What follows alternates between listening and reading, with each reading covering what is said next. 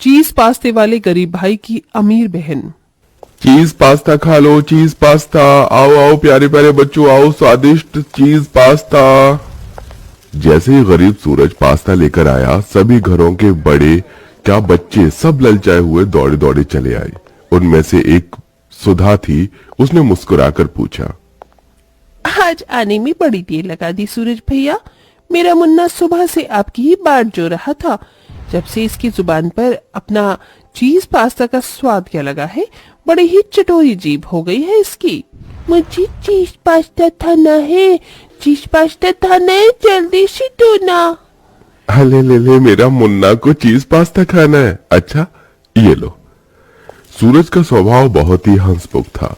यूं तो उसने अपनी जिंदगी में धन तो नहीं कमाया था, मगर लोगों से प्यार और इज्जत बहुत कमाई थी। मगर ये आज की इस दुनिया का कड़वा सच है। ये दुनिया इज्जत भी उसी को करती है जिसके पास दौलत हो। सूरज के परिवार में बस उसकी बहन अवनी थी, जिसमें सूरज की जान बसती थी। वो बहुत छोटा था जब सिर से माँ बाप का साया भी उठ गया था। ऐसे में सूरज की पढ़ाई लिखाई छूट गई और गुजारे के लिए वो चीज पास्ता बनाकर गली गली में घूमकर बेचा करता। दिन भर पास्ता बेचकर घर लौटते रास्ते में उसने भगवान का धन्यवाद दिया। भगवान की दया से आज तो सारा पास्ता बिक गया, कमाई भी अच्छी हुई है।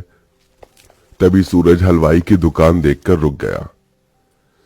अवनी को रसमलाई कितनी भाती है, उसके लिए खरीद लेता हूँ, देखेगी तो खुश हो जाएगी। कहो भाई क्या दूं?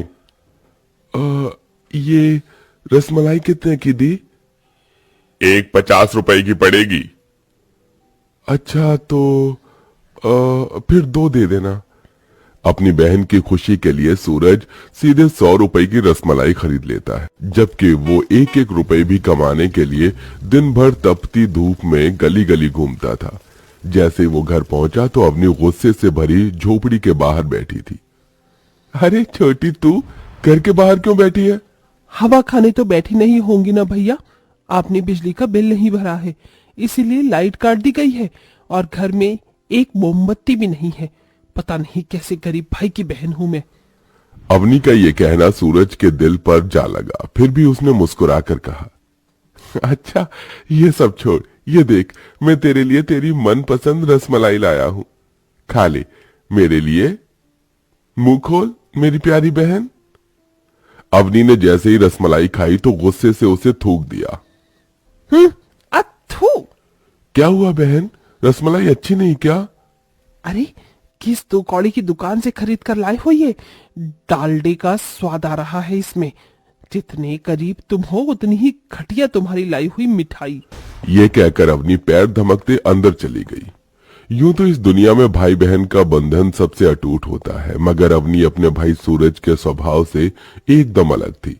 वो अमीरी भरी जिंदगी जीना चाहती थी। वो अपने कॉलेज में पढ़ने वाले अमीरों की देखा देखी करती, जैसे छोटे कपड़े पहनना, घूमना फिरना। बावजूद इसके सूरज खुद में ही दोष ढूंढता था।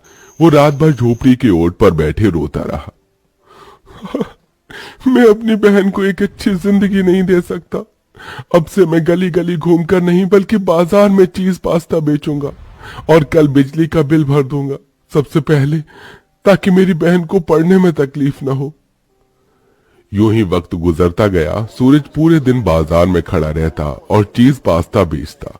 थोड़े दिन बाद सूरज अवनी के लिए रिश्ते देखने लगा। उस दिन अवनी गुनगुनाते हुए पर्स टांगे ऊंची सैंडल में घर आई। ला ला ला ला ला ला ला ला। सूरज ने तस्वीर दिखाते हुए कहा, अवनी ये देख, मैंने तेरे लिए ये कुछ रिश्ते देखे हैं। ये लड़का गांव के सरकारी स्कूल में मास्टर है और एक ये दूसरा, ये बैंक में चपरासी के पद पर है। तू बस हाँ कर दे। तस्वीर देखकर अवनी ने दांत पीस लिए और बौखला कर बोली, मुझे तुमसे यही उम्मीद थी भैया, तुम मेरे लिए ऐसा ही कोई गया गुजरा रिश्ता ढूंढोगे। मगर एक चपरासी या मामूली से स्कूटर मास्टर से मैं शादी करके अपने आगे की सारी जिंदगी गरीबी में नहीं बिताना चाहती। मैंने अपने लिए लड़का ढूंढ लिया है और उसी से शादी करूंगी। अपनी बहन के इस फैसले को सुनने के बाद भी उस गरीब भाई ने मन के गमों को होठों पर आने नहीं दिया। अरे कौन वो खुश नसीब जिसे मेरी बहन ने चुना है? रोहित नाम है उसका, बिजनेसमैन है, नौकर चाकर है, कई कई गाड़ियां हैं उसके। घर में देखो तो पता चले भैया। तुम तो पास्ता बेचकर भी मुझे इस गरीबी के सिवा कुछ दे नहीं पाए। बस मेरी शादी अच्छे से कर देना, इतना तो कर ही सकते हो अपनी छोटी बहन के लिए। सूरज ने डबडबाई आंखों से अपनी बहन की ओर देखकर कहा, तू चिंता मत कर बहन, तेरा ये गरीब भाई तेरी शादी बड़े धूमधाम से करेगा, तू देखना।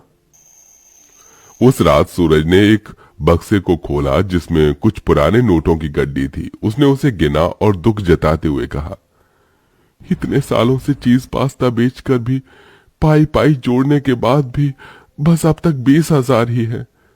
फिर सूरज कर्ज लेकर बड़ी धूमधाम से बहन की विदाई करता है। अपना बड़ा सा आलीशान ससुराल देखकर अवनी खूब इतराती है। आखिर आज मेरा सपना पूरा हो गया, आज मैं इतने अमीर घर खानदान की बहू बन गई। अपर्णा ने अवनी का स्वागत किया। आओ अपर्णा बहू, इस खानदान में तुम्हारा स्वागत है। अगले दिन रोहित ने अवनी से कहा, अपनी आज तुम पग फेरे के लिए अपने घर चल रही हो ना? रोहित, मेरा जाने का बिल्कुल मन नहीं है। पर भैया तुम्हारी राह देख रहे होंगे। अवनी थोड़ी देर की तो बात है। थोड़ी ही देर में महंगी सी गाड़ी गरीब सूरज के द्वार पर आई, जहां अंदर सूरज चूल्हे के धुएं में पास्ता बना रहा था। आज तो कितनी देर हो गई, बस चीज डालना रह गया। हो गया पास्ता तैयार, अभी बेचने भी जाना है। इतने में अवनी महंगी सी साड़ी और गहने पहने हाथों में पर्स टांगे अंदर आई। अपनी बहन को देखकर सूरज फूला नहीं समाया। नमस्ते सूरज भैया। अरे खुश रहिए रोहित बाबू। अवनी मेरी बहन, आजा आजा बैठना। तभी अवनी ने घमंड से भरे अंदाज में कहा, कहाँ बैठूं? इस झोपड़पट्टी में बैठने के लिए कुर्सी भी तो नहीं है। इस फटीचर चटाई पर मैं नहीं बैठूंगी। मेरा यहाँ दम घुट रहा है रोहित, मुझे घर ले चलो प्लीज। अपनी बहन के हाथों हुए अपमान से उस गरीब भाई का दिल छलनी छलनी हो गया। फिर भी उसने कहा, बहन शादी के बाद पहली बार अपने गरीब भाई के घर आई है, खाकर जा, ये देख मैंने चीज पास्ता बनाया है। बड़े ही प्यार भरे मन से सूरज ने एक कटोरी में अपना बनाया चीज पास्ता उसकी ओर बढ़ाया, पर अवनी ने मना कर दिया। भैया, अपना ये गरीबों वाला चीज पास्ता तुम ही खाओ। आज तुम्हारी बहन की इतनी हैसियत है कि मैं 5 स्टार और 7 स्टार होटल में खाना खा सकती हूँ। और जब तुम्हारा मन भर जाए ना, तो ये गली गली घूमकर अपना पास्ता बेचने से तो फिर आ जाना मेरे घर। तुम्हें ड्राइवर की नौकरी पर रख लूंगी। चलो रोहित। इस अपमान के बाद सूरज का मन चीत्कार करने लगा। उसकी आंखों से झरझर आंसुओं की बौछार गिरने लगी। आज मुझे मेरी बहन ने ये सबक दिया है कि इस दुनिया में जिसके पास पैसा है उसी की इज्जत है। अब मैं भी अमीर बनूंगा। अपनी अमीर बहन के हाथ हुए अपमान को सूरज भूल नहीं सका और उसने खुद को मेहनत की भट्टी में झोंक दिया। वो कड़ी मेहनत करके एक सवेरे चीज पास्ता बेचने निकला। चीज पास्ता खा लो, चीज पास्ता, गर्मा गर्म स्वादिष्ट चीज पास्ता। अरे भाई एक प्लेट चीज पास्ता देना। एक प्लेट चीज पास्ता मुझे भी देना। जी भैया अभी देता हूं। धीरे धीरे उसका छोटा मोटा पास्ते का ठेला दुकान और फिर नामी रेस्टोरेंट में बदल गया। अब तो जैसे हर जुबान पर कल के गरीब सूरज के चीज पास्ता का स्वाद चढ़कर बोलता। उसके पास घर बंगला गाड़ी सब हो गया। फिर एक दिन आंखों में आंसू लिए अवनी एक पुरानी सी फटेहाल साड़ी में मुरझाए चेहरे के साथ अपने भाई के घर आई। भैया मेरा सब कुछ लुट गया, कारोबार डूब गया भैया। मैं हमारा घर नीलामी हो गया। बहुत गरीबी और बदहाली में जी रहे हैं हम। आपकी ये गरीब बहन बहुत परेशान है। अपनी बहन की बुरी हालत देखकर सूरज अपमान के वो दिन भी भूल गया। उसने डबडबाई आंखों से कहा, चुप हो जा अवनी, रो मत। बहन तेरा भाई अभी जिंदा है तेरे लिए। मगर बहन हमेशा याद रखना, कोई भी काम छोटा या बड़ा नहीं होता।